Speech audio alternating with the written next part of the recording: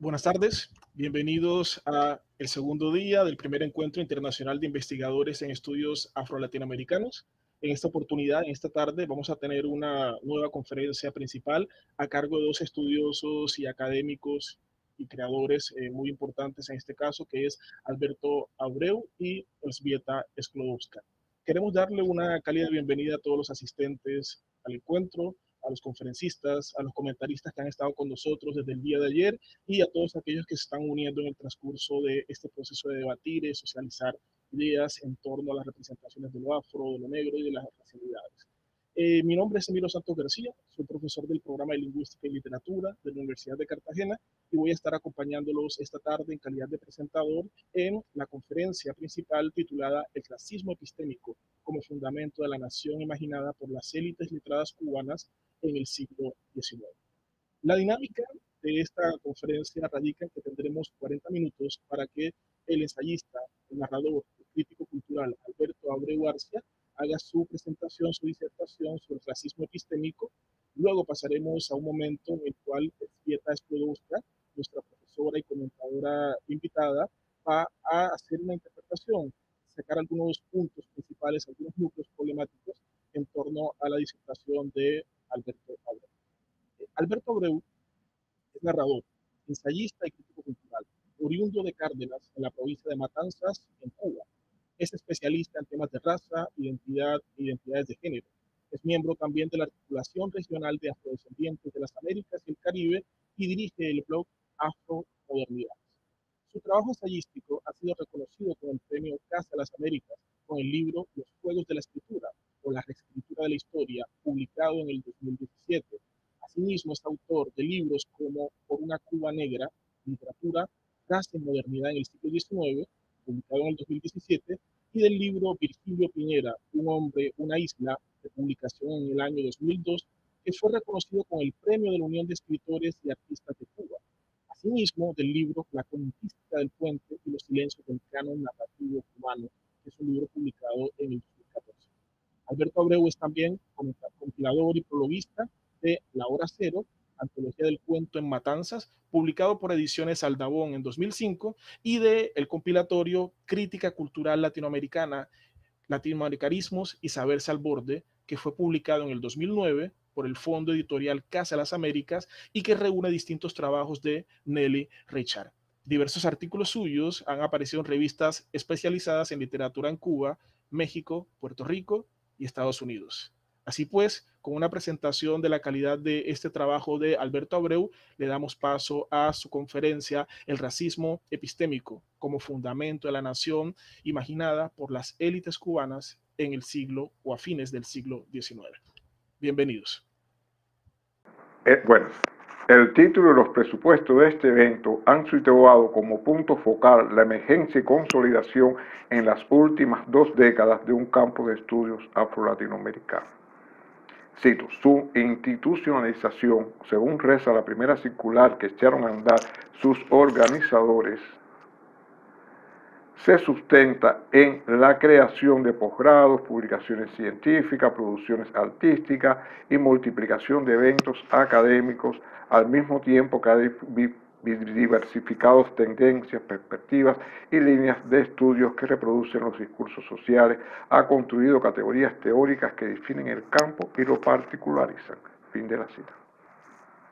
En la primera parte de esta intervención quisiera problematizar este rótulo de campos de estudios afro-latinoamericanos, a partir de las tensiones entre saberes legítimos, autorizados, y saberes ilegítimos o subyugados propios de los ámbitos de producción del conocimiento académico y de las ciencias sociales latinoamericanas en el que el mismo se inserta. Es decir, en qué medida este campo de estudios afro-latinoamericanos ha devenido o puede devenir en un enclave decisivo para la descolonización del conocimiento.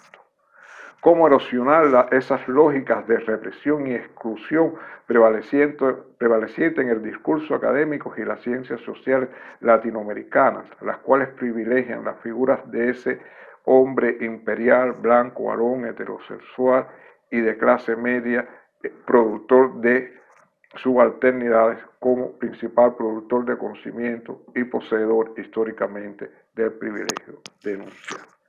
En la segunda parte de mi intervención me acercaré a la noción del miedo al negro como un tipo de epistemología a partir de la cual en los finales del siglo XVIII y la primera mitad del XIX se piensa no solo al proyecto de modernidad ilustrado cubano, sino también al otro, la racialidad y su lugar dentro de la emergente nación. Dicha noción forma parte del arsenal epistemológico que estos patricios iluministas dejan como legados a las pujantes élites que le sucederán en la escena insular. El rótulo del primer encuentro de estudios afro-latinoamericanos, como sus organizadores han identificado esta reunión, presupone desde su enunciación misma un ejercicio de reafirmación y validación del pensamiento y la tradición afrodiaspórica, la cual históricamente ha sido tachada e invisibilizada por el discurso historiográfico, la academia y las formas de pensamiento eurocentrista prevaleciente en el mapa de las ciencias sociales latinoamericanas a la hora de leer las prácticas simbólicas, espirituales, los proyectos transformativos y los procesos políticos de liberación antirracista de los pueblos de la diáspora africana en América Latina.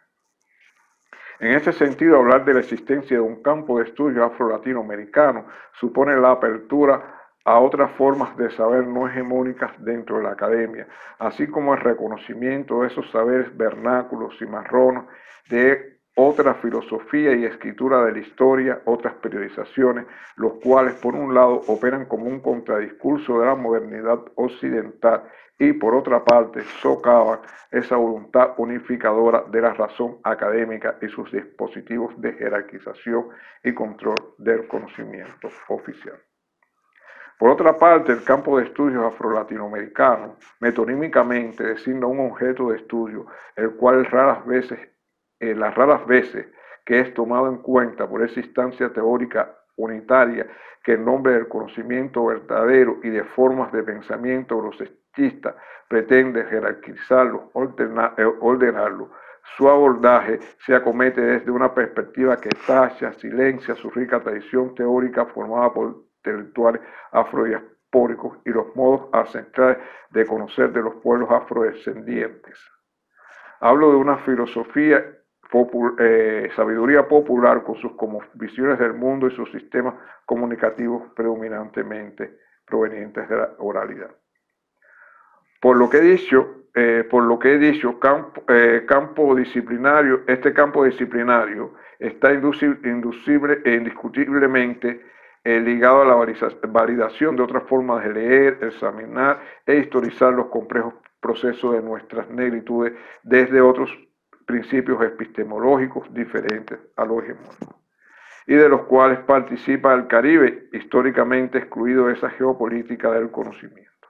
A pesar de que ha sido justo en esta región donde han tenido lugar importantes eventos históricos para la descolonización del pueblo afro y donde se ha gestado una parte importante de su tradición teórica. ¿Cuál es el rol y el lugar que ocupan dentro de este campo disciplinario el activismo, los movimientos antisistémicos afrodescendientes y la academia crítica? Los cuales vienen produciendo un saber que emana de su propia experiencia en las luchas antirracistas.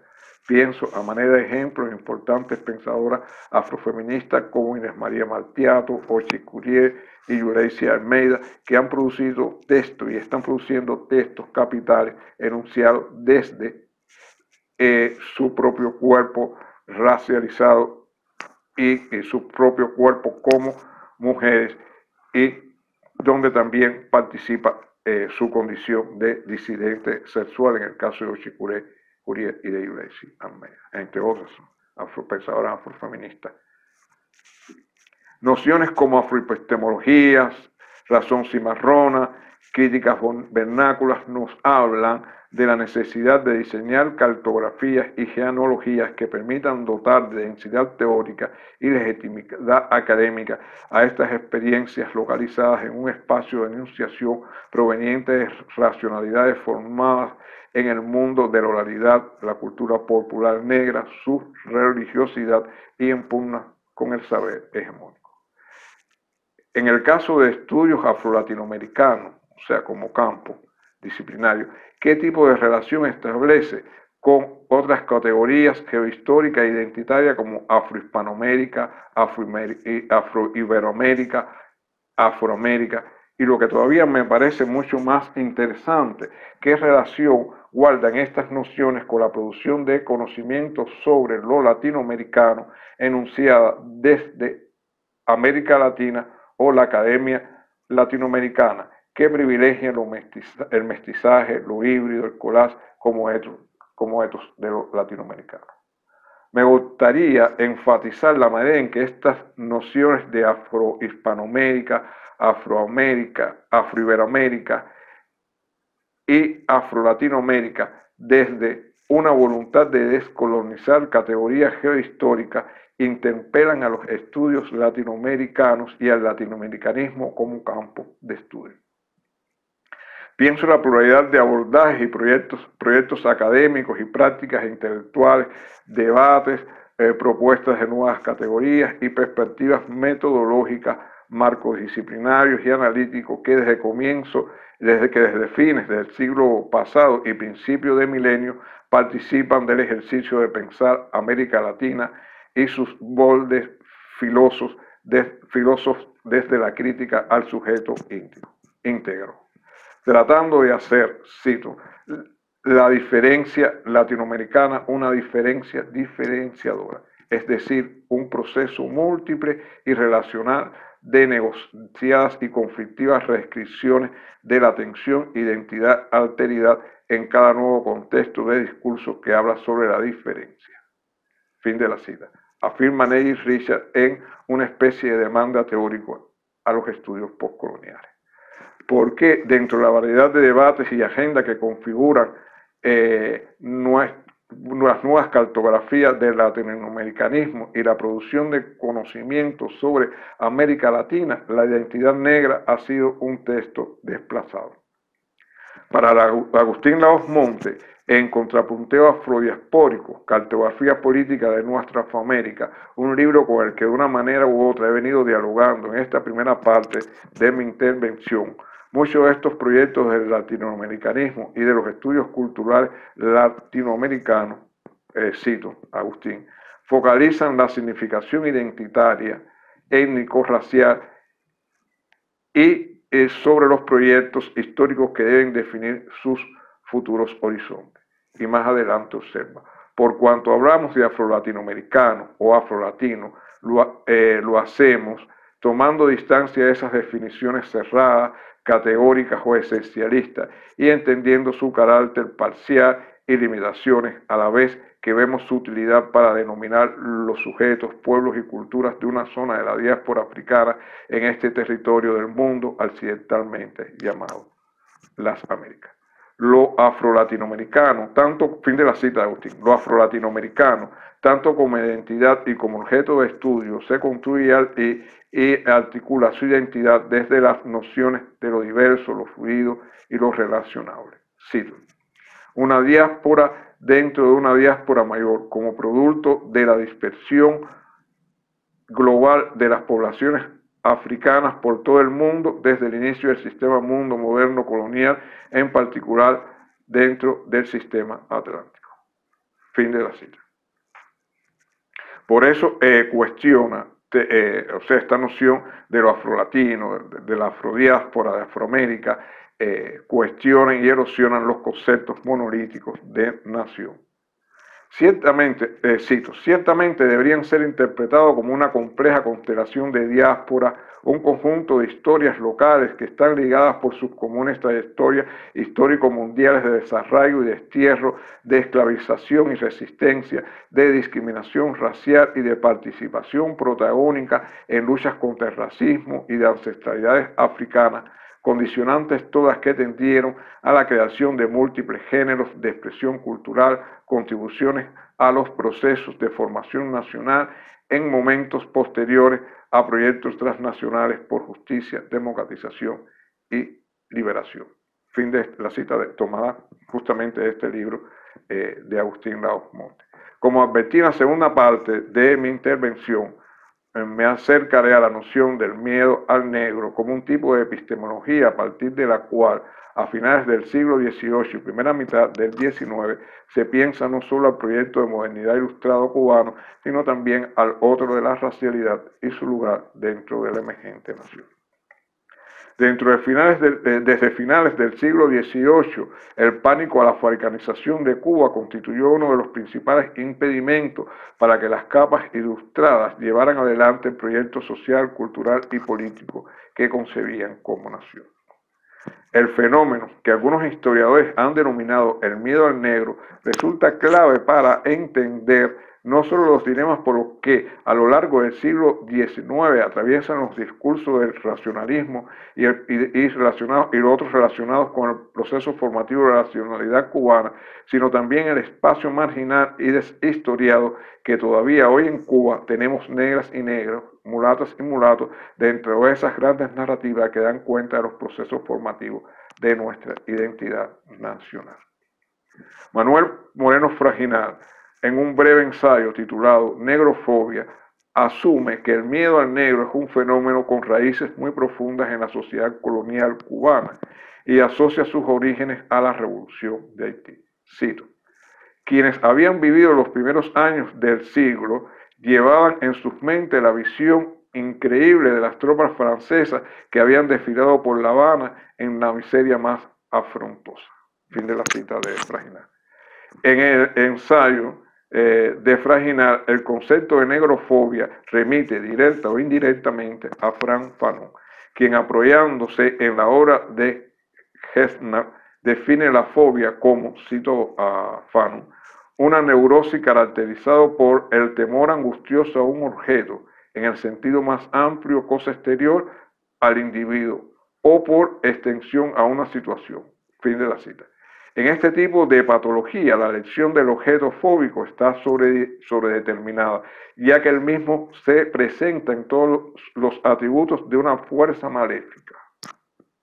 El sujeto fóbico da prioridad a este tipo de afecto y, en cambio, rechaza todo acto racional. Por estas razones, advierte Fanon, si queremos comprender psicológicamente la negrofobia, concebida ya no globalmente, sino a través de conciencias particulares, habrá que conceder gran importancia a los fenómenos irracionales. La negrofobia se sitúa en el plano del instinto biológico. Cuando el cuerpo racializado del negro, sus lenguajes corporales, etc., y piden el cierre definitivo de un esquema postural blanco. Es justamente en ese momento cuando el negro hace su aparición dentro del mundo fenoménico blanco. Fanon insiste en insta a no perder de vista que, lo cito a Fanon, que el colonizado escapará tanto y mejor de su selva cuando más y mejor haga suyo los valores culturales de la metrópoli. Será tanto más blanco cuando más rechace la negrura. Fin de la cita. José Luciano Franco, en su libro Cooperación de Aponte, 1812, comparte el mismo punto de vista expresado por Fraginal sobre los orígenes cubanos de la negrofobia. Según este historiador, la causa fundamental del miedo al negro residía en el temor de la burguesía cubana a que se reeditaran en Cuba los sucesos revolucionarios de Haití. La tesis de Franco está respaldada por un grupo de hechos y documentos, entre los que se encuentra la siguiente solicitud que, bajo la inspiración de Francisco I. Arango y Parreño, presentaron al general Someruelo, un grupo de ricos terratenientes, miembros de la Junta Económica del Real Consulado, para ser aprobada por el rey de España. Citaré uno de sus párrafos. La independencia sola de los negros de Santo Domingo justifica en gran manera nuestro actual susto y cuidado, pues si los ingleses fomentan sus diabólicas ideas, nada será más fácil que ver en nuestro país una irrupción de aquellos bárbaros y por lo mismo es urgente que tomen providencia, que eviten una catástrofe que tanto perjudicaría al gusto soberano de tan productiva y bien situada colonia como a los que en ella viven bajo su protección. Fin de la cita.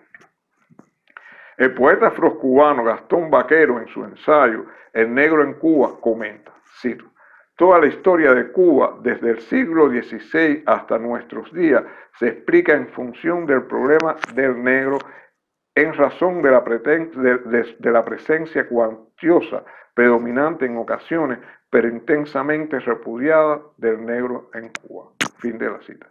No puedo disimular mi asombro ante la poca atención que nuestra historiografía ha prestado al tópico de la revolución haitiana y sus impactos en la sociedad colonial cubana. Semejante vacío es lamentable si partimos del hecho de que se trata de un fenómeno trascendental para comprender no solo los dilemas y encrucijadas por lo que a lo largo del siglo XIX atraviesan los discursos del nacionalismo y otros relacionados con otros discursos, relacionados con el proceso formativo de nuestra nacionalidad, así como las lógicas culturales que orientan al emergente campo literario cubano y el lugar subalterno que en ellos tendrá el sujeto negro. Tales fueron las huellas dejadas por la revolución haitiana en nuestra historia que la investigadora Ada Ferrer señala. Cito: el ejemplo de Haití llevó a las élites coloniales y esclavistas a considerar la sociedad local y a considerar su propia población, su propia geografía y sus propias relaciones sociales, teniendo en mente Haití. En este tipo de reflexión se puede detectar el impacto cognitivo que la revolución haitiana pudo haber tenido en la vecina isla esclavista, dice Ada Ferrer refiriéndose a Cuba. No por casualidad un grupo estimable de ensayo consagrado al análisis de los sujetos y discursos coloniales desde su relación con los sucesos de Haití son bastante enfáticos al situar el miedo al negro y el estallido de la revolución de Guaricó como instancias primordiales para comprender la excepcionalidad del proceso de formación del Estado-Nación cubano o por qué la modalidad de nación llega tarde a Cuba. Por estas razones, Ferrer en una de sus investigaciones recomienda huir de ese lugar común que constituye la expresión del miedo al negro, empleada muchas veces por los historiadores como si se tratara de un texto cadavérico, vaciado de sentido, y nos exhorta a hurgar en las causas, mecanismos e instituciones que llevaron a la creación del terror, a la africanización de la isla como una imagen fija cuyos múltiples usos trasciende la sociedad colonial cubana. También en otro ensayo titulado Cuba en la sombra de Haití, noticias, sociedad y esclavitud, Ada Ferrer lo dedica o se propone examinar o inspeccionar los contenidos de transmisión y circulación de rumor sobre la revolución de Haití en la sociedad colonial cubana. La referida historiadora, tras mostrarse visiblemente insatisfecha con el poco espacio dedicado a examinar estos cruces y conexiones, vuelve a insistir en el extraordinario poder explicativo del miedo a la revolución haitiana y en la urgencia de dotarlo de una sustancia histórica. Ferrer opina que el miedo a la africanización de Cuba, desatado por la insurrección en la isla vecina y los impulsos que ayudaron a consolidar dicho temor racial, corroboran la manera en que este evento se percibe como una fuerza negativa dentro del nacionalismo cubano. Cito: el énfasis en el temor ha llevado a los estudiosos a argumentar que los sujetos coloniales de Cuba rechazaron la posibilidad de independencia cuando la mayor parte de las colonias iberoaméricas procuraban la soberanía, precisamente por el miedo a Haití y al miedo a que se repitieran los sucesos de Haití en Cuba. Fin de esta cita de Ada Ferrer. ¿Fue el miedo al negro un sentimiento de clase perfectamente comprensible dentro de esta coyuntura marcada por las revueltas de Haití, o por el contrario enmascara otras condiciones raciales, epistemológicas, discursivas, de exclusión y subalternización racial? En las líneas que sigue quisiera amplificar la noción del miedo al negro sugerida por José Luciano Franco y Manuel Moreno Fraginat, y en cierta medida por estos textos de Ada Ferrer.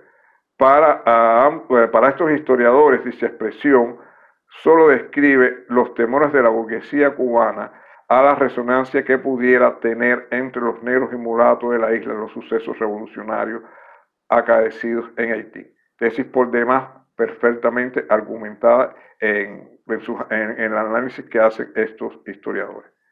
En cambio, la tesis que me interesa proponer a continuación va más allá. Compete al orden de la producción social de discursos y sus vínculos con el deseo y el poder. Hablo del miedo al negro entendido como la construcción de un campo discursivo y de un imaginario del terror y la catástrofe sobre el otro de la negrura o de la negritud. A mi juicio, lo que Luciano Franco,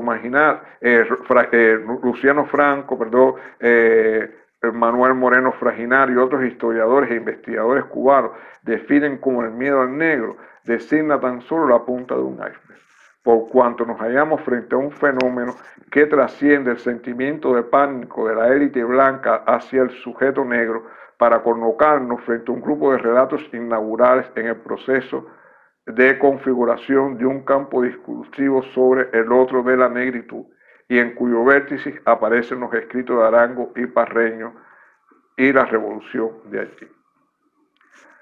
Sabemos que Arango y Parreño fue la figura principal del despertar azucarero cubano, seguidor de las ideas de Adam Smith, Rothschild y del iluminismo hispánico. Ya en 1788, cuando aún no había cumplido la mayoría de edad, es nombrado apoderado de la ciudad de La Habana en la corte, que se autodefinía como habanero y que fue uno de los primeros cubanos en referirse a Cuba como mi patria. Por estas razones y otras, es venerado por parte de nuestra historiografía como uno de los padres fundadores de la nación cubana. Estos datos que acabo de ofrecer refieren el lugar privilegiado dentro del campo historiográfico y de la historia intelectual cubana, desde el cual Francisco Arango y Parreño nos habla y se construye como un sujeto de enunciación.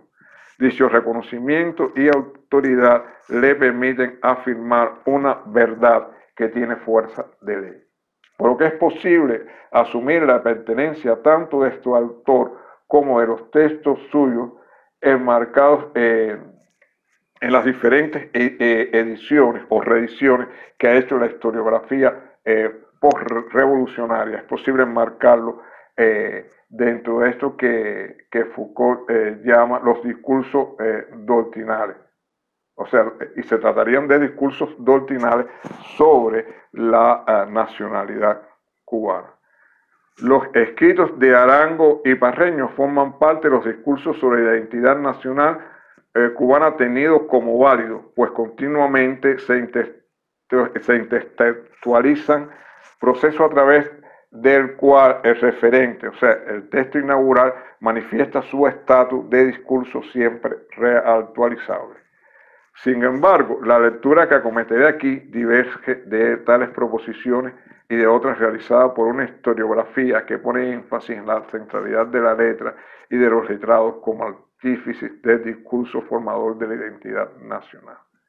Mi estudio, por el contrario, focalizará esos momentos en que el enunciado permite interpelar al sujeto que habla.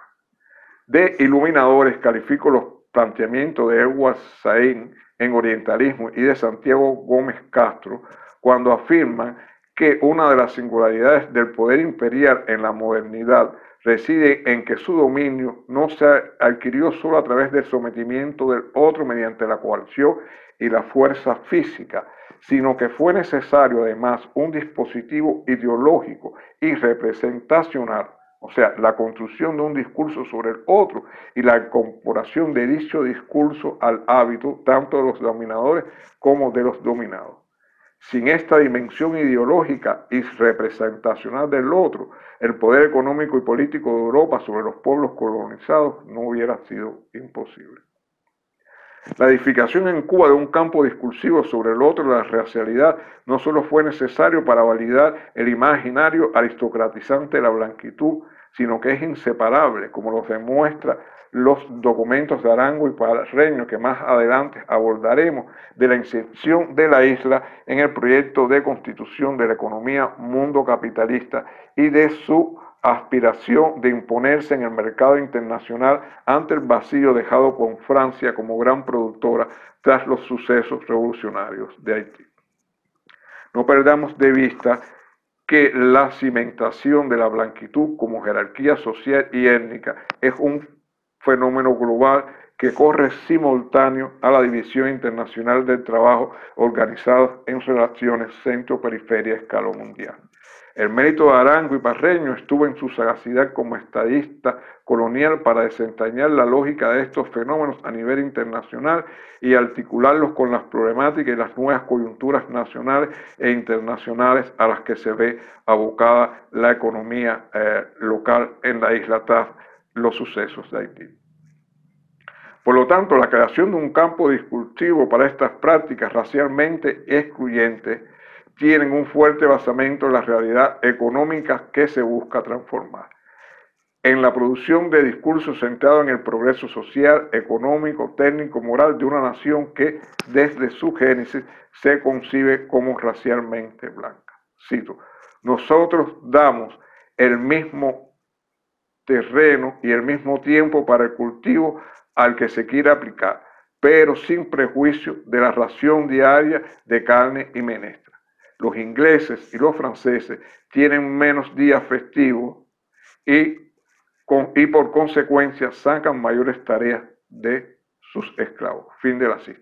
Se lamenta Arango y Parreño en uno de sus textos al intentar responder por qué los esclavistas de las metrópolis de Portugal, Francia e Inglaterra invierten menos en mantener a sus esclavos y estos trabajan más.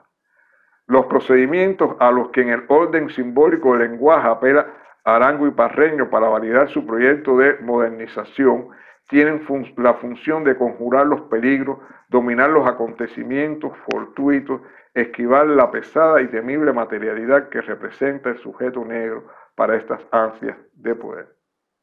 La política del terror, el relato sobre la catástrofe, la cultura excrementicia que supone la presencia del cuerpo racializado del negro en la emergente nación cubana, la necesidad de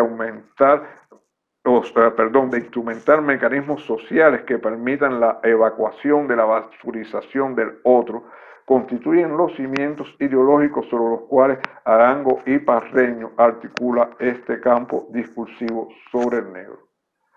Campo discursivo que forma parte del arsenal de técnicas políticas que este patricio, padre fundador de nuestra nación, deja como legado a las pujentes élites que le sucedieron en la escena insular. Es relevante el modo performático con que el pánico hacia el otro de la negritud opera en sus discursos. Se trata de un hecho que necesita ser siempre citado, aludido, recordado para que el grupo hegemónico pueda preservarse culturalmente y legitimar los procesos de subalternización. De esta forma, el miedo al negro deviene un fenómeno cultural y simbólicamente construido a través del lenguaje. La entrada del cuerpo racializado negro y mulato a la nación cubana, en este caso que emergía como una nación emergente y como una comunidad imaginada, tendrá por lo tanto un sentido de negatividad. Dentro de este proceso de cimentación de un campo discursivo sobre la negrura en términos de hegemonía y de dominio, los escritos de Arango y Parreño son inaugurales.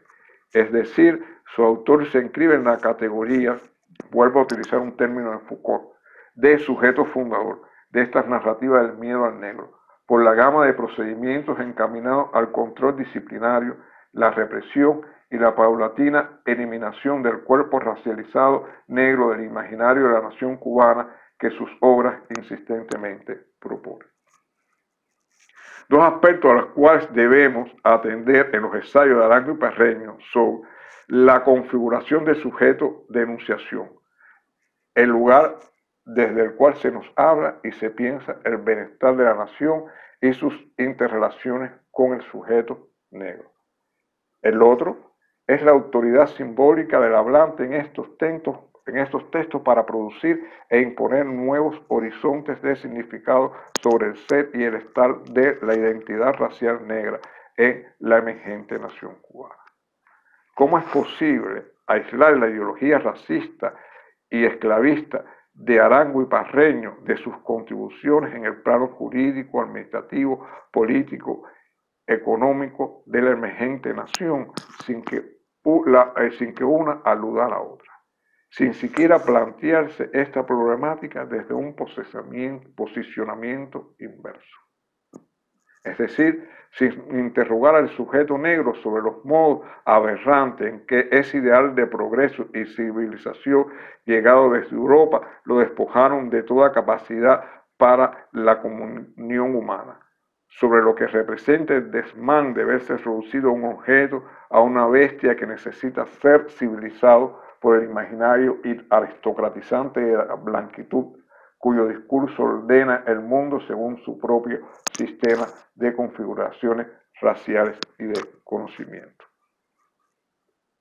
Lo que el proyecto de ingeniería social de Arango y Parreño está proponiendo bajo el rótulo de blanqueamiento no es otra cosa que la descongestión racial de la nación mediante un uso estratégico de los residuales, o sea, el sujeto negro. Se trata de todo un dispositivo de control y neutralización del otro, de la negritud. 30 años después, hacia la tercera década del siglo XIX, la emergente intelectualidad criolla, integrada por José Antonio Saco, Domingo del Monte y todos esos patricios ilustres e iluministas, ellos no escaparán a este sentimiento de catástrofe y de terror. Así lo demuestran estas palabras de José Antonio Saco en su análisis de una obra sobre el Brasil, fechado en 1832, donde intenta una comparación estadística entre la composición étnica de Cuba y el resto de las islas del Caribe. Su investigación tiene además otras pretensiones y alcance, pues su estudio se abre a otros correlatos como la historia de la esclavitud, la problemática de la trata y su abolición. Detengámonos en los párrafos donde el sujeto de la escritura, al corroborar estadísticamente el creciente ascenso de la población negra, comenta, cito: estas indicaciones son por sí bastantes para conocer que nos hallamos gravemente enfermos y que si no aplicamos el remedio con mano firme, la muerte puede sorprendernos en medio de la felicidad que gozamos. Fin de la cita. Saco anima a sus interlocutores a mirar desde esta perspectiva el horizonte de las Antillas, en cuyas islas la población de raza blanca ha disminuido en comparación con la de raza negra, y hace la siguiente exhortación, cito: leer, compatriotas, leer la historia del porvenir en los padrones que sometemos a vuestro examen, y después de haberlos meditado con la detención que merece, decirnos si no oís los profundos quejidos de la patria agonizante. Fin de la cita.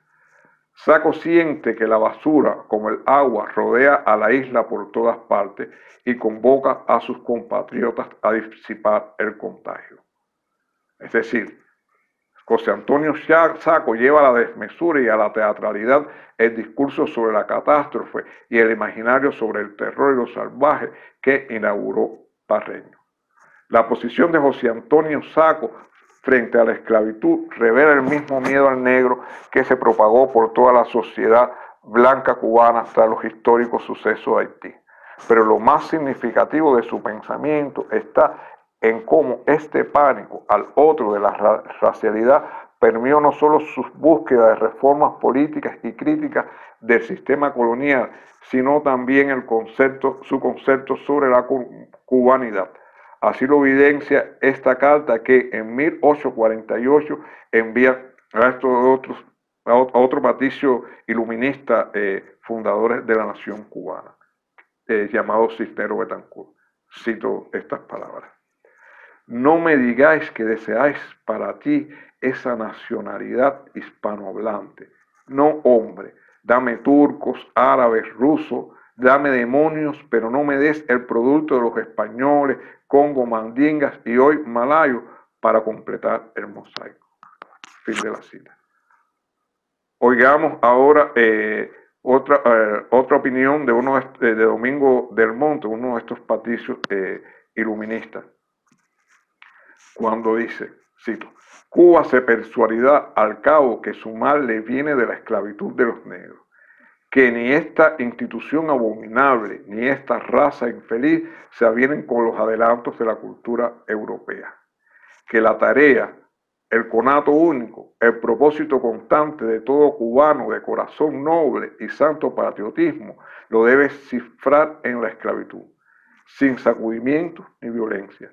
Por último, limpiar a Cuba de la raza africana. Esto es lo que dicta la razón, el interés bien atendido, la política, la religión y la filosofía de consumo al patriota cubano. Fin de la cita. Y tras proponer este retorno de los negros a África, argumenta: cualquier habitante de Cuba, aun el que menos conozca la índole de aquella sociedad, sabe que la opinión reinante en la raza blanca, aunque mucho más favorable a la raza etíope que la del resto de las colonias europeas, está distante de sancionar una amalgama social de castas para conseguir la independencia política de la nación. Inexorable, fin de la cita. Inexorables palabras estas del protector del esclavo poeta Juan Francisco Manzano, a través de las cuales explica no solo las razones, sino también cómo lograr la expulsión definitiva de negros y mulatos del cuerpo político y cultural de la futura nación. Recordemos que Del Monte está considerado por nuestra historiografía literaria y los discursos del nacionalismo cubano como uno de los artífices del canon fundacional de lo cubano, por lo que estos pronunciamientos suyos apuntan hacia una fisura en el orden de la representación literaria del negro dentro del sistema literario que Del Monte se afine en delinear, y aluden al estatus de expatriado que tiene el sujeto literario negro dentro del mismo. ¿Por qué esta insistencia de nuestros patricios modernizadores en llamar a la coacción a la hora de librarse de lo que estiman su propia basura? Las razones son muchas. Van desde el agónico dilema de esta aristocracia que hoy es incapaz de prescindir del negro como instrumento de trabajo, hasta el miedo a la sublevación racial. Las palabras a las cuales recurre Del Monte para sugerir la forma en que debe llevarse a cabo la paulatina expulsión de los negros del cuerpo de la nación cubana, cito, sin sacudimiento ni violencia, coinciden en el plano semántico con los calificativos de circunspección, prudencia que continuamente emplea Arango y Parreño para describir el estilo con que la élite criolla blanca debe conducirse en este juego de exclusión racial. Se trata de un escenario propicio a las posturas teatrales, a la doblez moral y discursiva, como lo demuestra la colecta llevada a cabo para lograr la libertad del esclavo poeta Juan Francisco Manzano, organizado por Domingo del Monte y los miembros de su círculo, o sea, el resto de todos estos patricios iluministas de los que veremos hablar.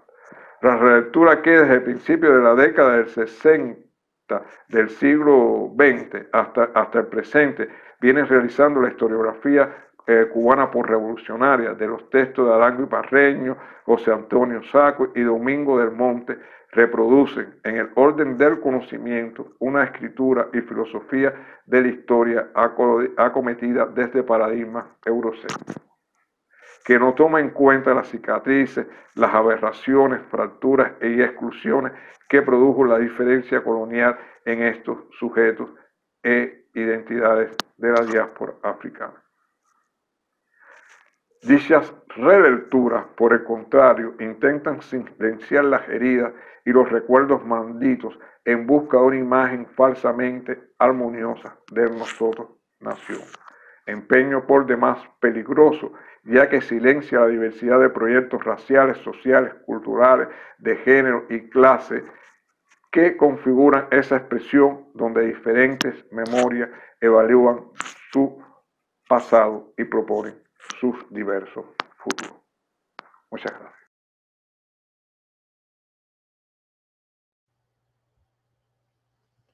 Muchas gracias al profesor Alberto Abreu por compartir con nosotros su conferencia sobre el racismo epistémico en las élites cubanas del siglo XIX.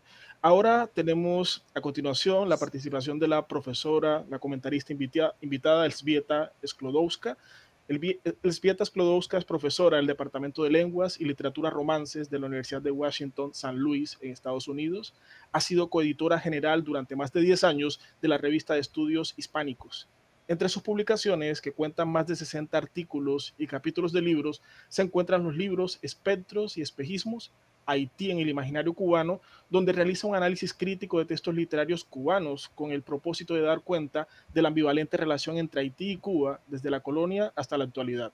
Asimismo, la profesora Elżbieta ha publicado el libro Invento, luego resisto, el periodo especial en Cuba como experiencia y metáfora entre 1990 y 2015. Este libro fue publicado en el 2016, donde explora las formas en que la literatura, el arte y el cine cubano posteriores a 1991 interpelan los cambios vividos en la isla tras el colapso del sistema soviético. De este libro tuvimos la oportunidad hace un par de años en la Universidad de Cartagena, en el Paraninfo Rafael Núñez, de tener algunos avances que compartió con los estudiantes del programa de Lingüística y Literatura y con los estudiantes y profesores de la Facultad de Ciencias Humanas. Por otra parte, el más reciente libro de la profesora Elżbieta, publicado en el 2019, Lecturas Atentas, una visita desde la ficción y la crítica a 20 narradoras cubanas contemporáneas, surge del interés por el rescate del análisis crítico conocido como close reading o lecturas atentas. Es un placer para nosotros vernos nuevamente con la profesora Elżbieta y con este nuevo libro que en ese momento todavía estaba a punto de ser impreso. Bienvenida, profesora Elżbieta, y gracias por estar aquí con nosotros en el primer encuentro internacional de investigadores en estudios afro-latinoamericanos. Muchísimas gracias. Estoy muy entusiasmada por estar aquí, aunque de manera virtual. Una pequeña no corrección, sino matización. El libro reciente, de hecho, es una coedición con mi querida colega Mabel Cuesta, con quien hemos colaborado en ese texto de antología crítica de escritoras cubanas. En primer lugar, quisiera agradecer a Silvia Valero y al comité organizador esta invitación y a Alberto Abreu el privilegio de poder comentar sobre su fascinante y multifacética presentación. Pero antes de compartir con ustedes algunas de mis observaciones sobre la ponencia que acabamos de escuchar, quisiera reconocer las deudas intelectuales que a lo largo de varias décadas he contraído con el pensamiento crítico de Alberto.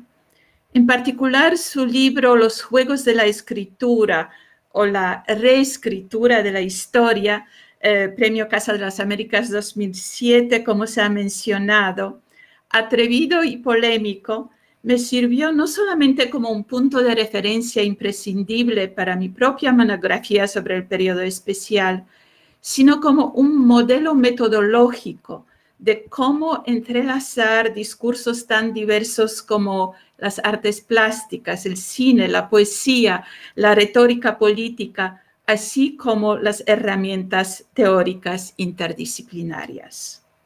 Su riguroso énfasis en la urgencia de aproximaciones interseccionales, donde las identidades de género, etnicidad, sexualidad o nacionalidad llegan a conectarse de manera orgánica, también me ha suministrado un mapa y una brújula, tanto para mis propias investigaciones como para mi práctica docente. Esta interseccionalidad subyace, por cierto, a la presentación que Alberto acaba de compartir con nosotros. Se trata de un prolijo acervo de ideas, conceptos y propuestas imposible de abordar en una glosa como esta, por lo cual he optado por destacar solamente un par de ejes fundamentales con la esperanza de que este comentario allane el camino para abrir un diálogo más puntual y amplio con la audiencia. Número 1. La afroepistemología versus el racismo epistémico.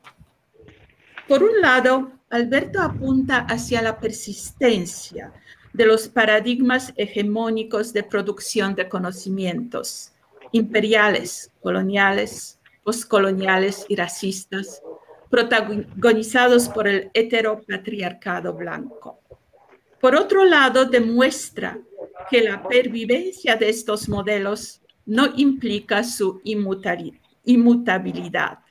Nos habla de los logros, los retos, las limitaciones y las posibilidades de los estudios afro-latinoamericanos, no solamente como campo de estudio, sino también como una constelación de metodologías para la descolonización de la producción de los saberes. Insisto en la pluralidad, no del saber, sino de los saberes.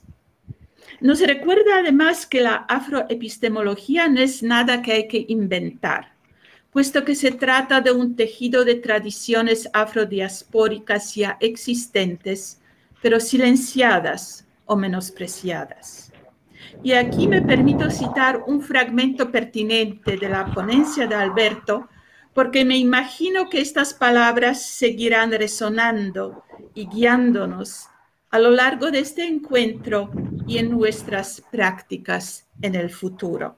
Cito: nociones como afroepistemología, razón cimarrona, críticas vernáculas, nos hablan de la necesidad de diseñar cartografías y genealogías que permitan dotar de densidad teórica y legitimidad académica a estas experiencias localizadas en un espacio de enunciación provenientes de racionalidades formadas en el mundo de la oralidad, la cultura popular negra, su religiosidad y pugnas con el saber hegemónico. Fin de cita. La reafirmación y validación del pensamiento afrodiaspórico, de sus prácticas simbólicas y espirituales, de los saberes orales vernáculos, de los ancestros cimarrones del Palenque, es una propuesta radical, pero imprescindible para cimentar una episteme de un contradiscurso antirracista y verdaderamente decolonial. Número 2. La revolución haitiana, el miedo al negro y la larga duración histórica del racismo epistémico. Entrelazada históricamente con el racismo epistémico, nos ofrece Alberto la segunda arista fundamental de su ponencia, la problemática del llamado o mal llamado miedo al negro o la negrofobia o el pánico a la africanización implantados en el imaginario cubano a raíz de la revolución haitiana. Considero que la conceptualización de Alberto suministra una revisión profunda y otra vez radical con respecto a las aproximaciones hasta ahora prevalentes acerca de los fundamentos de la nación cubana, tal y como fue imaginada por las élites letradas del siglo XIX. Me hubiera gustado haber tenido acceso a esta ponencia años atrás, cuando en mi libro sobre Haití, en el imaginario cubano, planteé estas conexiones en términos de espectros y espejismos, mientras que haberlas visto como una episteme de larga duración histórica seguramente hubiera sido críticamente más productivo. En la opinión de Alberto, que me parece sumamente iluminadora, los historiadores y antropólogos cubanos como José Luciano Franco, Fernando Ortiz o Manuel Moreno Frajinals han tocado solamente la punta del iceberg en lo que concierne al impacto de la revolución haitiana. De hecho, comparto la perplejidad de Alberto cuando dice, y otra vez cito, no puedo disimular mi asombro ante la poca atención que nuestra historiografía ha prestado al tópico de la revolución haitiana y sus impactos en la sociedad colonial cubana. Semejante vacío es lamentable si partimos del hecho de que se trata de un fenómeno trascendental para comprender no solo los dilemas y encrucijadas por los que a lo largo del siglo XIX atraviesan los discursos del racionalismo y el proceso formativo de nuestra nacionalidad, sino también las lógicas culturales que orientan al emergente campo literario y el lugar subalterno que en ellos tendrá el sujeto negro. Fin de cita. Lo que quiero destacar, sin embargo, no es solamente el diálogo crítico que entabla Alberto con pensadores cubanos decimonónicos que contribuyeron de modo fundacional al imaginario de la nación, Francisco Arango y Parreño, Domingo del Monte, José Antonio Sacco, sino también el énfasis que pone en incorporar el legado teórico de pensadores afrodiaspóricos caribeños como Frantz Fanon y su importancia para lo que Alberto llama la geopolítica del conocimiento. Y finalmente, número 3, la importancia del activismo. En su ponencia, Alberto se pregunta, y con esta pregunta interpela, creo, a todos y todas nosotros y nosotras. Cito, ¿cuál es el rol y el lugar que ocupan dentro del campo disciplinario de estudios afroamericanos el activismo, los movimientos afrodescendientes y la academia crítica? Fin de cita, y ahí la pregunta. Desde Cuba, Alberto nos pone los ejemplos de varias pensadoras, activistas, disidentes afrofeministas, quienes han producido textos fundamentales, enraizados en sus propias experiencias de lucha antirracista y disidencia sexual. Pero de mi parte, quiero destacar que en la trayectoria del mismo Alberto, la labor creativa y el pensamiento crítico siempre han ido y van de la mano del activismo. Sus relecturas, rescates, polémicas y autorreflexiones se distinguen por partes iguales por sus amplios alcances polémicos y la magnitud de su erudición, como por su valentía de tomar posturas que raras veces son cómodas. Pero todas sus intervenciones, por muy controvertidas que fueran, siempre abren y nunca cierran un espacio dialogal por medio de ese saber decir tan sui generis, permeable a lo metafórico y lo conversacional, manejado con destreza por quien inclusive en sus encarnaciones de escritor, crítico y teórico, nunca deja de ser un rebelde con causa. Por todo eso, muchas gracias. Muchas gracias, profesora Elzbieta, por estos comentarios, por esta interpretación y lectura de la obra ensayística, creativa de Alberto Abreu, y en este caso, pues, de su relación con la ponencia, la conferencia principal que hemos tenido en el día de hoy. Alberto, ¿cómo se encuentra? ¿Cómo estamos de conexión en estos momentos? ¿Pueden escucharme? Sí, lo escuchamos perfectamente. Perfecto. Bueno, ante todo quiero darle las gracias a los organizadores de este evento por la invitación y muy emocionado todavía por la lectura tan puntual y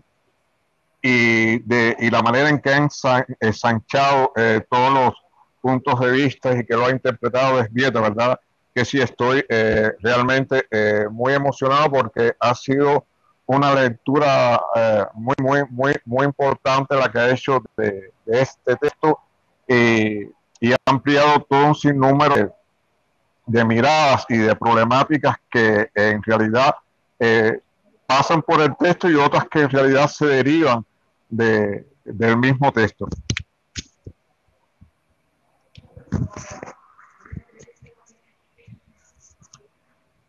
Entonces, ¿me escuchan? Sí, lo escuchamos perfectamente, Alberto.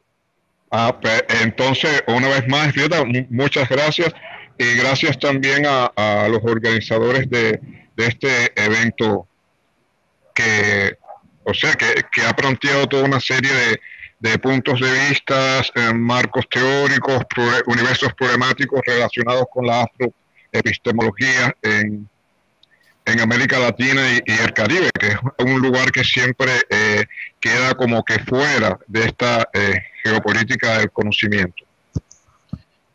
Alberto, siempre me causa mucha atención cuando encontramos a un escritor, a un intelectual que trabaja en distintos géneros, el ensayo, pero también la creación literaria, cómo se enfrenta al problema de esa episteme, de la creación literaria, pero también de los problemas que tienen que ver con el ámbito histórico y social.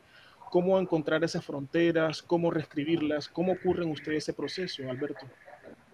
Sí, en realidad todo parte de preguntas que uno se va haciendo, ya sea desde el activismo, la misma creación literaria que van a confluir en el ensayismo, ¿no? Y en toda una serie de cuestiones que uno encuentra en el vivir diario y en las luchas políticas del activismo, inconformidades, vacío en los textos que uno va leyendo y que siente que están muy mal explicados o que hay toda una serie de tachaduras y de recursos retóricos que tratan de invisibilizar y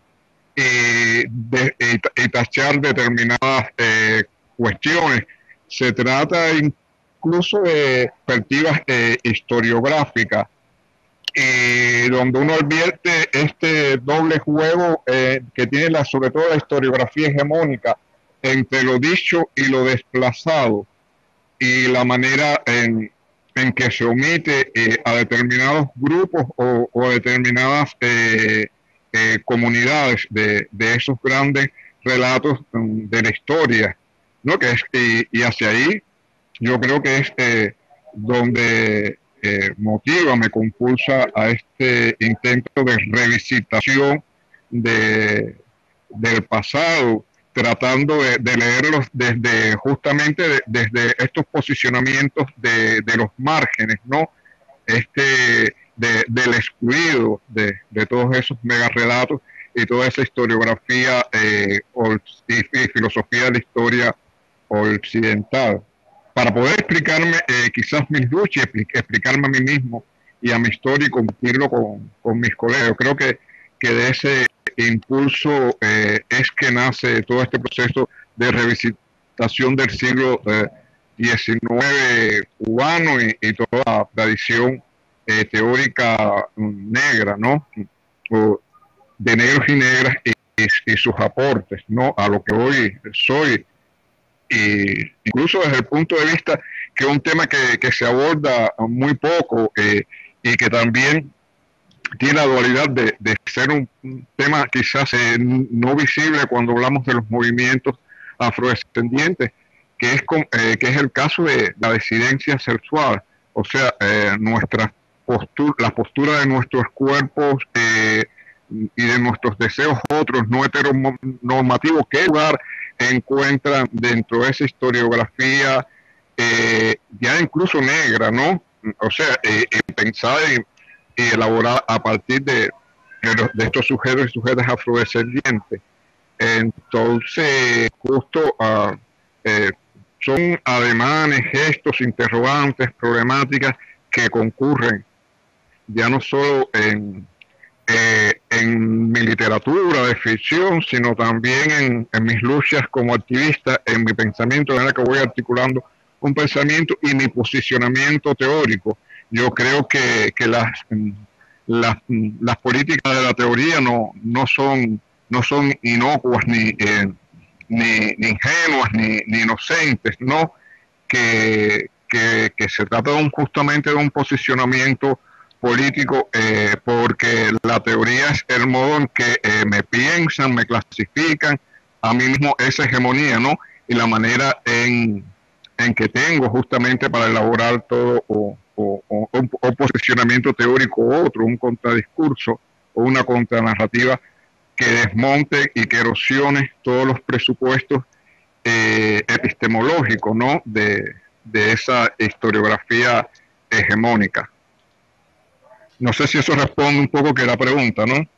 Sí, por supuesto, Alberto. De hecho, también surge la posibilidad a partir de lo que está comentándonos, precisamente cómo en ese diálogo entre creación literaria y teoría, por una parte suele asumirse en algunas lecturas historiográficas tradicionalistas que la novela vendría siendo entonces la ejemplificación o la manifestación de la teoría, como si el intelectual se instituyera en un espacio previo en el cual la novela se convertiría en un medio, un documento, en la ejemplificación, en la ilustración platónica de la teoría, por decirlo de alguna manera. Y sin embargo vemos que con lo que usted nos está diciendo y con sus textos es como si esa teoría dialoga con la novela, dialoga con la escritura creativa, pero a su vez la escritura creativa también cuestiona sus propios límites de la teoría. Es ahí donde yo veo, y por eso me llama mucho la atención el concepto de episteme que está utilizando, porque es precisamente problematizar esas fronteras no solo en términos de géneros, sino también en términos de problemáticas. La novela retroalimenta la teoría y viceversa, y creo que esa visión integral que usted nos está manifestando también puede salvar mucho otra lectura un poco equívoca que asume que la novela es solo un proceso revisionista gratuito de la historia, porque se ubica desde la ficción, pero también es desconocer su cualidad epistémica, ¿no? Está proponiendo un conocimiento que no es meramente documental, que no es meramente informativo, descriptivo, sino que es un problema teórico de representación, un problema estético de representación. Sí, sí.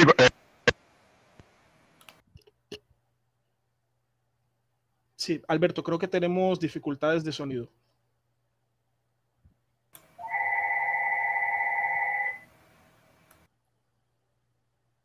Sí. Bueno, parece que tenemos una dificultad de conexión con Alberto. Elzbieta, no sé si gustaría agregar algo más o interpelar también a Alberto mientras se restablece la conexión. Sí, con mucho gusto. La verdad es que para mí es un gran honor. Es como encontrarse, no en persona, pero virtualmente con un mito, porque nunca había conocido personalmente a Alberto, pero sí lo había leído. Y un punto que a mí me parece importante desde el lugar de donde yo hablo, escribo, trabajo, o sea, el norte global, no el sur global, con todo el peso, obviamente, que llevamos en cuanto a la episteme y los desafíos que encontramos a la hora de tratar de irnos por el camino decolonial. A veces parece que eso es casi imposible. ¿Quién tiene derecho a hablar? ¿Cuáles son las pautas teóricas? ¿Cómo descolonizar nuestro propio lenguaje crítico? Y al mismo tiempo, el enorme privilegio que tenemos, por ejemplo, trabajando desde la Academia Norteamericana, donde el acceso a las fuentes, a los recursos, es incomparable a lo que incluso yo recuerdo de mi propio país, Polonia, hace 3 o 4 décadas. Entonces, también la cuestión de la producción del conocimiento con todas las limitaciones, con todos los retos. Y me parece que la única manera verdaderamente para remediar un poco ese síndrome de impostura intelectual que a veces nos ocurre a personas, algunas como yo, que están trabajando desde la otra orilla, por así decirlo, es precisamente el diálogo como este, una plataforma donde podemos aprender, conversar, ¿no? A veces son diálogos difíciles, pero en mi experiencia no son diálogos de sordos. Entonces quisiera otra vez agradecer a los organizadores ese tremendo esfuerzo, sobre todo bajo esas circunstancias que obviamente presentan retos adicionales. Y Alberto, también sé que conectarse desde La Habana no es lo mismo que conectarse desde San Luis, Missouri. Así que aprecio mucho su voz, su sabiduría y su presencia. Muchas gracias, Elzbieta. Muchas gracias, Alberto. Tenemos comentarios, por ejemplo, de Ketty B, que nos dice: gracias por estos intercambios muy formadores. Saludos desde Francia. También María Mercedes Jaramillo nos dice: muy buena ponencia. Lucía Ortiz: excelente. Y bueno, tenemos aquí también los invitados locales que han estado muy atentos al desarrollo de la ponencia y pues la preocupación que nos convoca, y es la estabilidad también de la señal. Aquí hemos estado conversando a distintos tiempos, a distintas geografías, norte, sur, adentro, afuera, y bueno, aquí digamos que estamos llevando de una manera directa lo que de pronto en un ámbito presencial habríamos estado solamente en un espacio de seguridad durante 20, 40 minutos. Vale, Alberto, ¿pudo restablecer su conexión? ¿Me escuchan? Sí, lo escuchamos. Sí, con relación, bueno, a la pregunta que había quedado en el tintero, ¿no? Relacionado con los modos de escribir la historia y de escribir la teoría. Yo creo que esa cuestión y ese tipo de escritura que es basado estrictamente en la disciplina, no sé, no me parece que no tiene sentido aquí en el Caribe, donde los tiempos y las historias y los espacios se interconectan. O sea, me interesa más un tipo de escritura de la historia que apele a lo híbrido, donde la pureza de lo genérico no sea, o sea, que interpele y que desmonte toda esa escritura de la historia y de la teoría basada en la pureza de los géneros, que aquí me parece que es una utopía muy imposible hablar de pureza de género. O sea, pero en ese sentido me interesa la historia que se construye con cuestiones y elementos de ficción, de teoría, y que interconecta en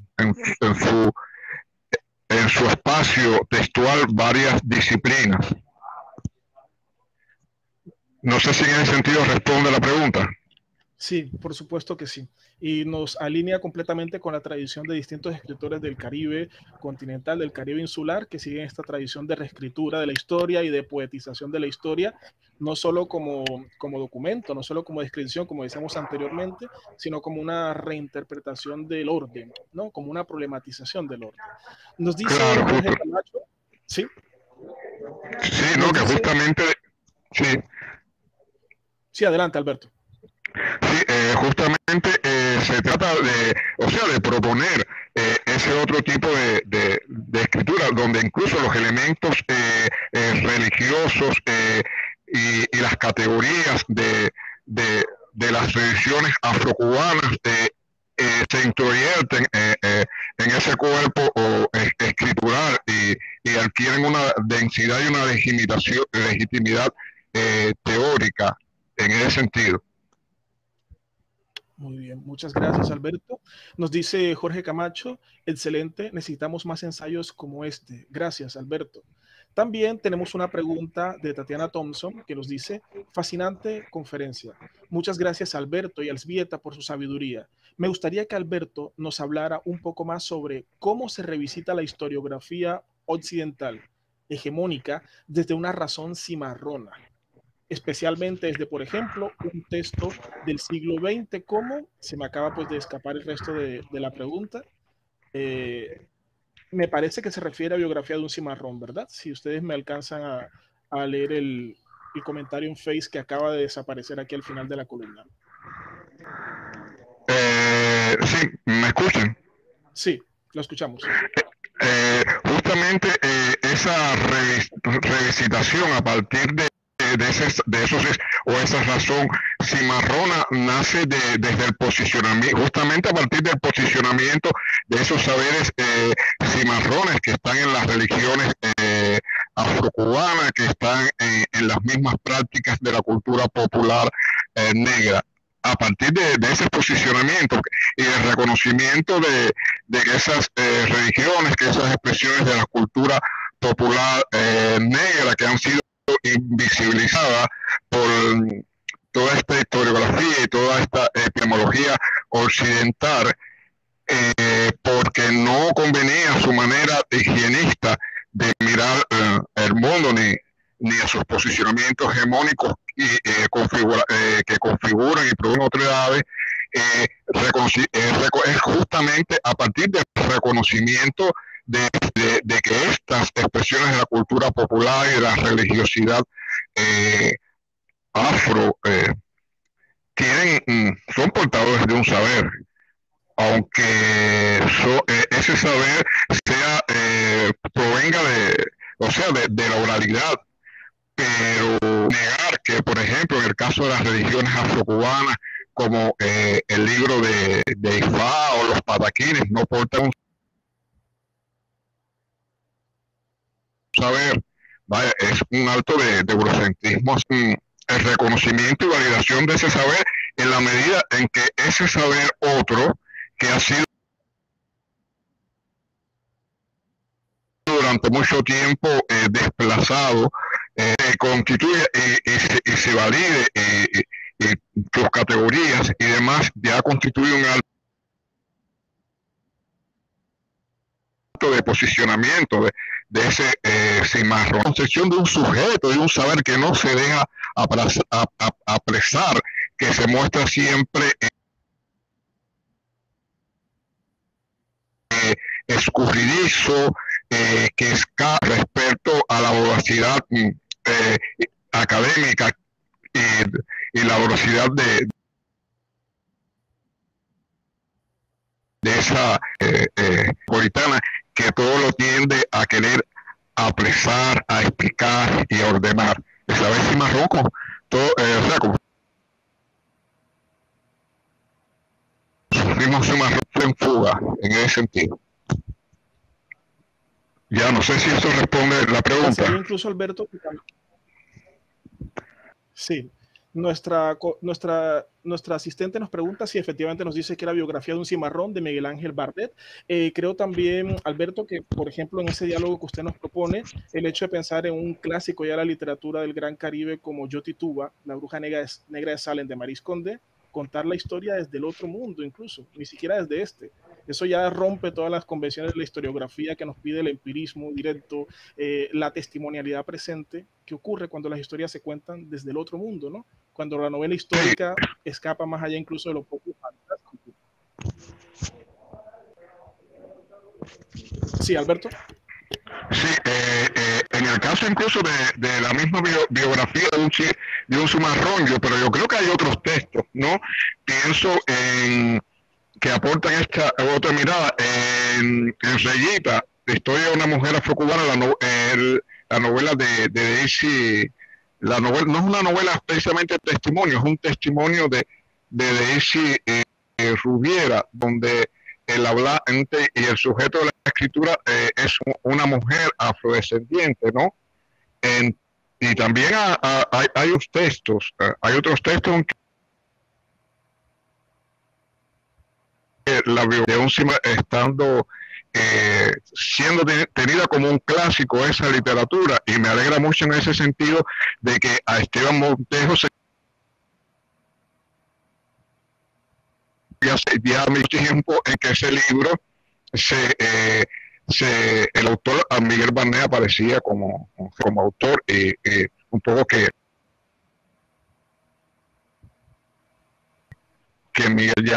Miguel Barnet ha comprendido la importancia de que Esteban Montejo también es el autor o el coautor de esta biografía. Muchas gracias a Tatiana por su pregunta. Pasamos ahora a la pregunta de Kevin Cedeño Guillén. Sí, lo escuchamos muy bien, Alberto. Pasamos ahora a la pregunta de Kevin Cedeño Guillén, profesor del programa de Lingüística y Literatura de la Universidad de Cartagena. Nos pregunta, ¿cómo consideran que ese racismo epistémico se articula a través de la novelística cubana del siglo XIX?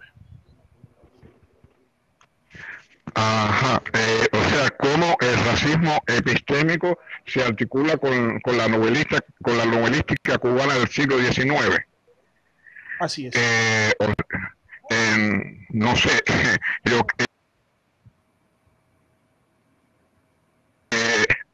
cómo el racismo epistémico se articula o se es visible y es palpable en toda la novelística cubana del siglo XIX. Bueno, es una novelística de grados y que si bien negaban, o sea, se oponían a la existencia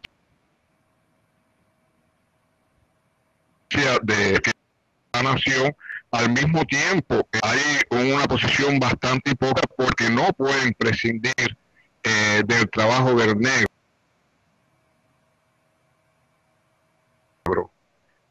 Trabajo esclavo del negro. En este sentido, yo creo bastante visible la actitud que adopta este círculo de Moltino en torno a Belmonte, del Estado Juan Francisco Manzano, la manera en que el texto autobiográfico de Manzano, supuesta negociación, configura y determina lo que se dice y lo que no se dice en ese texto de Juan. Creo que incluso en la conferencia hay de Domingo del Monte, que es tenido como incluso el fundador, uno de los fundadores, en que critica la presencia que tiene el cuerpo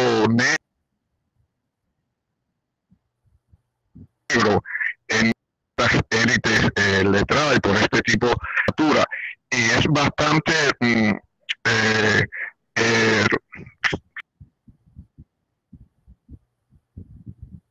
visible. El mismo Desmonte construye entre el Plácido, el poeta mulato, y ¿cómo se llama? Juan Francisco, o sea, dos poetas negros, donde el texto de Domingo del Monte, donde él enfrenta justamente a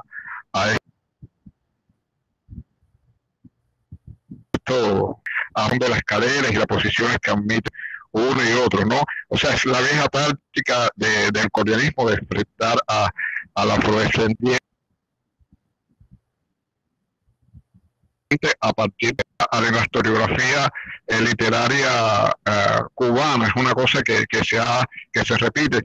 El cuerpo de la escritura de Manzano, gráficos y gramaticales, es un cuerpo que, y este acto de blanqueamiento de la escritura de Manzano lo puso en práctica los escritores de Del Monte, o sea, de Corre, la biografía de Manzano, o sea, de todas estas, según ellos, el letrado blanco en la literatura esclavista o antiesclavista cubana, antiesclavista entre comillas, ¿no? Es el que usa el rol, que es un posicionamiento que siempre ha tenido el letrado latinoamericano, blanco, de clase media, denunciar y el rol ventríloco de querer hablar por el otro. Es un hecho que recorre toda la literatura producido un tanto hipócrita, que apelan a sentimientos abolicionistas, a sentimientos sin perder determinados privilegios de clase. Entonces eso incluso explica por qué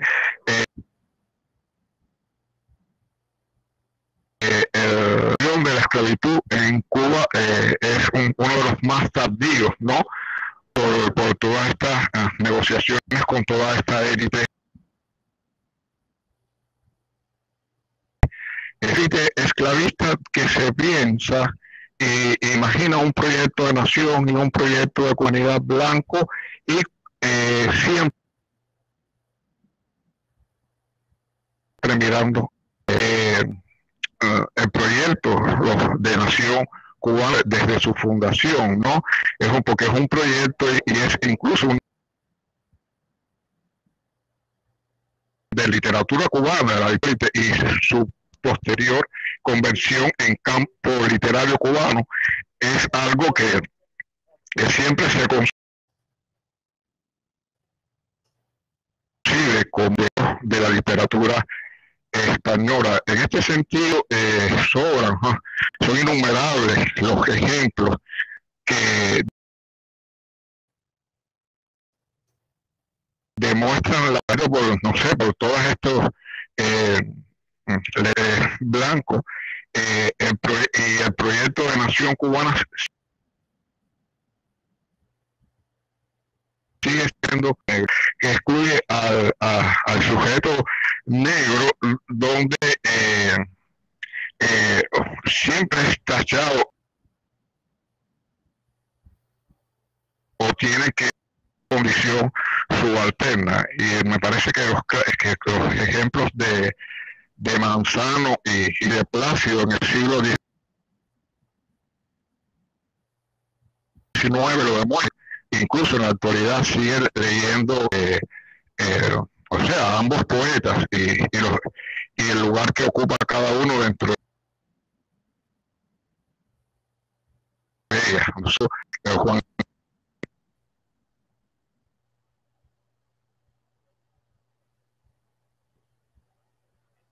Bien, parece que tenemos una dificultad técnica. Bueno, entonces, muchas gracias, Alberto. Tenemos una última pregunta de Ketty. No sé si pudo restablecer la conexión. ¿Se pudo restablecer?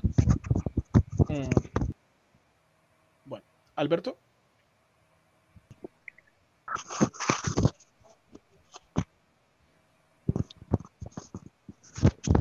Vale. Bueno, entonces queremos darle las gracias a todos los asistentes. Queremos darle las gracias a Elzbieta Sklodowska por sus comentarios, por su afecto a la Universidad de Cartagena también. Nos dice, por ejemplo, Kevin Cedeño Guillén, uno de los coorganizadores del evento. Muchas gracias a Alberto Abreu Arcia y Elzbieta Sklodowska por profundizar en el carácter estructural de la ideología del racismo en la historia de la nación cubana. Un gran abrazo para Elzbieta, nos dice Kevin Cedeño. Queremos también darle las gracias a Alberto Abreu por su tiempo, por su diálogo, por permitirnos entrar no solamente al debate teórico, sino también al taller de escritura, de cómo piensa o cómo se propone o se ubica ante la ficción. Nos dice Tatiana, saludos desde Inglaterra, gracias por estos panelistas. Bueno, entonces, finalmente, darles las gracias a todos los asistentes por asistir a esta conferencia del primer encuentro internacional de investigadores en estudios afro-latinoamericanos.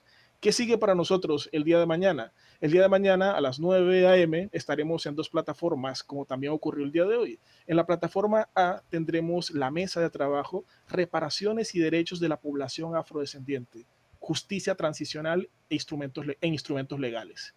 Y en la plataforma B, a la misma hora, a las 9 a.m., tendremos la mesa Hagiografías y Diarios Negros, escritura sobre la santidad y el comercio esclavista. Y en la tarde tendremos nuestra tercera conferencia principal titulada Estudios afrodescendientes desde América y el Caribe, geopolítica y especificidades, a cargo del profesor e investigador Eduardo Restrepo.